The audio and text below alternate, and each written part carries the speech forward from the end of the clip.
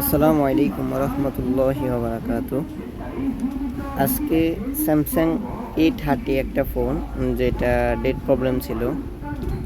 ওইটা সামান্য একটা ছোট্ট ক্যাপাসিটির কারণে ফোনটা ফুল নষ্ট হয়ে গেছে। তো আমি আস্তে আস্তে সমস্যাটা বুঝে ঠিক করার চেষ্টা করলাম, আলহামদুলিল্লাহ ঠিক হয়েছে। ফোনটা কাস্টমার থেকে নেওয়ার সময় বিল করেছিলাম। বিল করার সময় কাস্টমার বলছিল, ভাই আপনি এত টাকা চাচ্ছেন কেন?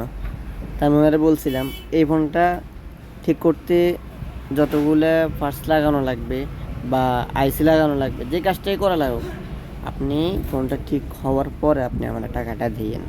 আর যদি এটা ঠিক না হয় তাহলে আমার এই কোনো পারিশ্রমিক টাকা দেওয়া লাগবে না আমাকে। কারণ এটা গুলিস্তান না যে ফোন একটা খুলছি আর ঠিক না হলেও আপনার থেকে 300-500 টাকা আমি ভিজিট করছি। এটা আমাদের গ্রামের দোকান, আমরা চাইলেও আপনাদের থেকে এভাবে টাকা নিতে পারবো না। তবুও কিছু কিছু ফোনের ক্ষেত্রে নেওয়া লাগে, যেগুলো মনে করেন আপনার ফ্ল্যাগশিপ ফোন, ওগুলোর ক্ষেত্রে আপনার অনেক সময় ঝামেলা হয়ে যায়। তখন কোনো পার্টস লাগানো লাগলে ওই পার্টসের টাকা নেওয়া লাগে।